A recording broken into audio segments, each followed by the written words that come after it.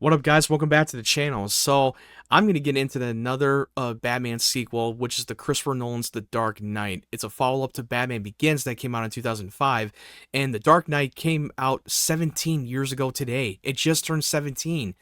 And I can't believe that it's that long when that movie came out. It was in the summer of 2008. I was about like 15 when this movie came out.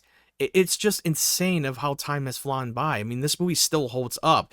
It's one of the greatest comic book movies ever made, and it was not just a great comic book movie. Christopher Nolan was able to take the comic book movie and make it into a great film and more of a crime thriller, which it's something that they hardly do that often during the time when they were making comic book movies. And at the time when this movie came out, this was like a couple of months later, after the success of the MCU's the first Iron Man movie, which was a box office hit. By the time The Dark Knight came out in July, it got run from its money. It blew everything out of the water, and most people now today consider this their favorite comic book movie of all time, or maybe in their top 5 or top 10. I think it's probably in my top 10 favorite comic book movies of all time. It's well written and well directed. I mean, the cinematography was absolutely outstanding, and the story was great. This was the darkest storyline in the Batman movie that we haven't had before, and it was all because of Heath Ledger's performance as the Joker. And when at the time when they announced of who was going to be the Joker in the Dark Knight movie, they said that Heath Ledger was the worst choice. Now, I'm not saying the studio did. The people who reacted to the announcement at the time, and this is before social media, everybody was going nuts that people did not like the choices until they saw. I think it was maybe a still shot of him, or maybe they showed it in the trailers. That's when it changes people's perception, and people were all in when they saw his appearance in the trailers, and they were all excited. Heath Ledger was coming off of some of the rom-com movies, and even that movie 10 Things I've Hated About You, which I have not seen, and then he came off of the heels of the Brokeback Mountain movie with Jake Gyllenhaal that he did, like it was like 20 years ago when that movie came out, and nobody was able to take him seriously. Like, no, he can't be that Joker. But until they saw that trailer, that completely changed their minds. I mean, like, crazy shit happens when you see an actor that you never thought that they would actually be the right choice until you actually see it. Because you're never going to understand why Heath Ledger got to be the Joker until you saw him. Because Christopher Nolan saw something in him, and he was able to transform into that character and become unrecognizable. This is like the most method acting that Heath Ledger has ever pulled off. He's a character that is very scary. He's terrifying when he puts that makeup on, and the way he performs in his performance. He's a character that is way 10 steps ahead of them. He's always have a backup plan, and the character loves to cause chaos because this character is an anarchist, but he's also one to expose of what society, who they truly are, that they are not all good. They're only as good as the world allows them to be, as what he acknowledges to Batman in the interrogation scene. One of my favorite scenes in the movie was the opening of the prologue of the bank robbery. How fucking insane that was, of how Christopher Nolan was able to construct that scene in the bank robbery, doing practical stunt work, but also you're seeing a bunch of bank robbers betraying with one another because they cut a deal to the Joker that they were going to get their shares. That just shows you that there's a lot of stakes, and there's a lot of attention in the suspense, and you don't even know what the hell is going on, and you're going into the unknown. And when we see the Joker revealed himself in the middle of the bank robbery, that he was part of the bank robber with the whole crew without them knowing, that just shows you how badass Joker really is, that he is not to be messed with. And remember, he always has a backup plan, and you're always wondering, how does he do all this? What's his backstory? You don't know what his backstory is. He comes up with this fake backstory to intimidate his victims before he kills them. Like, hey, speaking of which, you know how I got these scars? That just brought a lot of intensity to that scene, making you shake when you meet face to face with the Joker. You feel like you're actually with them in that moment. I love the cinematography. I love how Christopher Nolan was able to shoot some of the IMAX sequences, which at the time when that movie came out, I only watched it on the standard screen. I've never watched it on the IMAX screen before. I didn't watch the IMAX sequences until it came out on a Blu-ray. and that looked great, and I wish I could watch it on an IMAX screen if they ever want to re-release the movie. But I will say that Christian Bale's performance as Batman continues to be incredible as usual. His storyline is that he has to earn the trust to Harvey Dent. Harvey Dent is played by Aaron Eckhart. He's the one who's the next Gotham's White Knight, the one who's the new district attorney who would bring Gotham back and give them hope to the city again.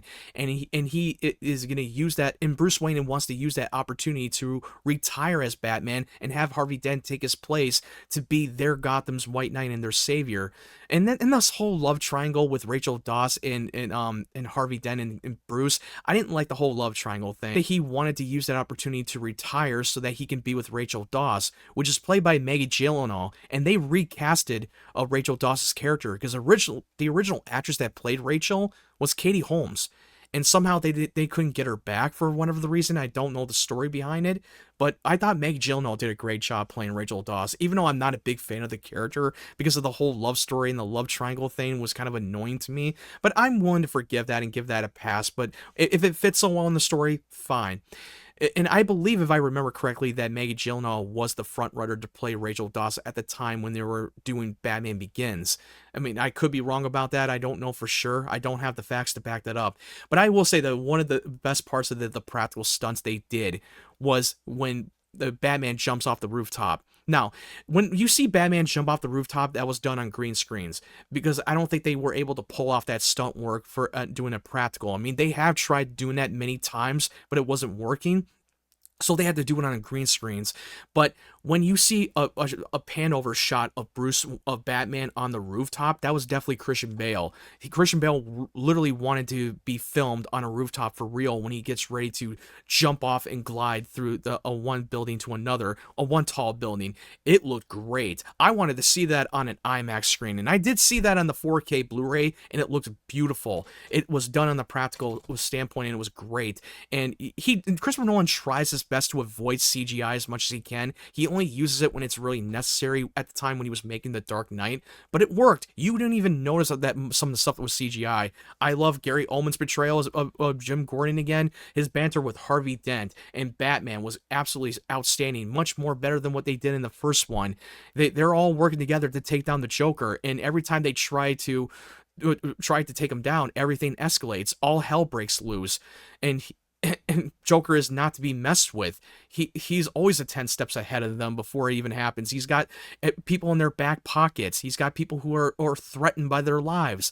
It's just, it feels like he can see the future, basically. You don't know how, and that's the great thing about the mystery of the characters, that you don't know his backstory. And he's all about turning Harvey Dent into the White Knight and brought them into their level. And he's willing to do it whatever it takes. And then the scene with Rachel Dawes getting killed off, spoiler alert if you have not seen the movie, but oh my god, it raises a lot of the tension, a lot of the stakes that no one is safe. And it brought a lot of the dark moments of the failure of the hero. The whole point of this movie is that it's showing us the hero of their darker self and how much they can fail and how much they can be that person as a reflection of themselves. And I love that whole idea. I mean, this is basically The Empire Strikes Back, where the villain, for the first time, that they actually win and they have to deal with the fallout.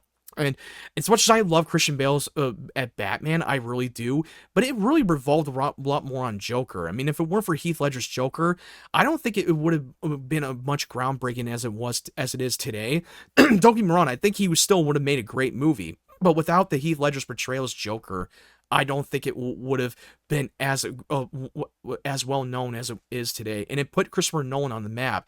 And also it won Heath Ledger an Oscar for Best Supporting Actor. And this was at the time when Heath Ledger had passed away, who have drug overdose. And at the time when he was filming The Dark Knight, there's a lot of the actors who have worked with him and thought he had a great time on set making the movie. It had nothing to do with him playing the Joker. He was just going through a lot of a personal life. And it was heartbreaking when I heard that news that he tragically committed suicide, and it just really broke my heart. And this was at the time when the movie was about to come out in theaters. It's crazy. how that happened. And most people today still consider him as the definitive Joker, which I completely agree. He was the best portrayal of Joker in live action, and it's very hard to have any other actors try to top it. I mean, Jared Leto tried to do it, even Joaquin Phoenix, which I thought Joaquin Phoenix did a great job playing his own interpretation. It's going to be hard to have someone to step into the shoes for the new Joker every time they try to reboot a character, and people will always think of Heath Ledger. And most people would not give any actress a chance to try to do their own interpretation of the Joker. I myself is very open-minded.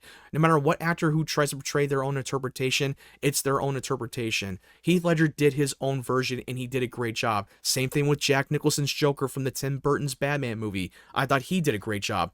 Now, going back to The Dark Knight, I loved one of the moments of the action set pieces was the Bat-Pod chase scene in the truck when he's chasing the Joker after he baited himself for the Joker's capture. And I love that scene. It was when they did this practical stunt of lifting that 18 truck, flipping it over, that was done on practical.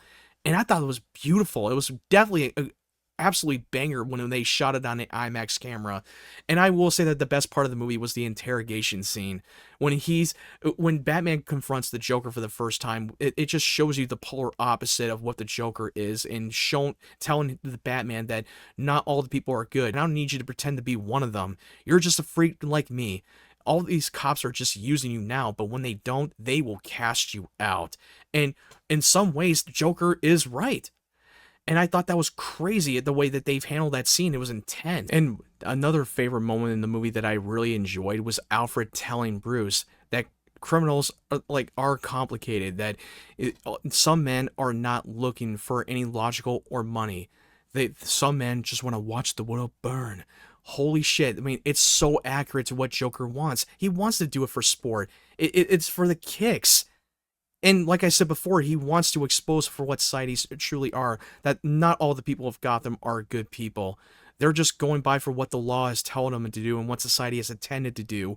And I love that whole ideology for Joker, that he loves causing chaos. He's an anarchist. I've said this before. And also, with Harvey Dent turning into Two-Face, which you already know as comic book fans, you already know that he becomes Two-Face.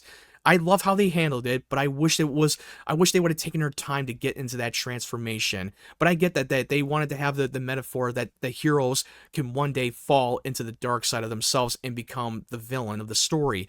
And I thought they did a great job of executing that idea. I just wish they would have not killed him off so soon at the end of the movie. But you know what? It is what it is. But I loved how they ended on a dark note. It adds the more realistic route, if that makes any sense. But anyway, it's a masterpiece. I loved it more and more I watch it. I think the film still holds up to this day, and there are many studios that have been trying over the years trying to replicate that idea, to take these superhero characters and making it more grounded in realistic world.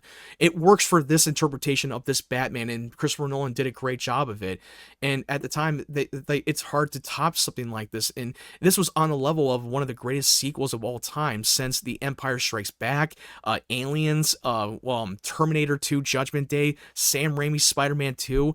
I mean, it's very rare that we always have sequels that surpass the original. And at the time when this movie came out, we had like 3 other comic book movies that came out in 2008. We had the first Iron Man movie. We had The Incredible Hulk with Edward Norton, which not a lot of people liked, which I'm one of the people that liked it.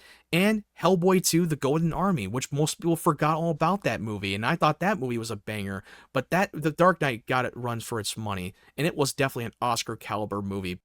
Anyway, what did you think of The Dark Knight? Let me know your thoughts in the comment section below. If you like this review, make sure you hit that like button. Thank you guys for watching me talking about The Dark Knight. I really appreciate it.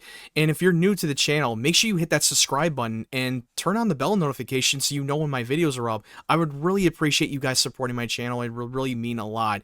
And if you want to follow my social media platforms, the link tree will be down in the description down below. Anyway, thank you so much. I hope you guys have a great day, great evening, wherever you're from, and stay tuned for more of my content. Will you be wanting the back pod, sir? In the middle of the day, Alfred? Not very subtle. The Lamborghini, then. Much more subtle.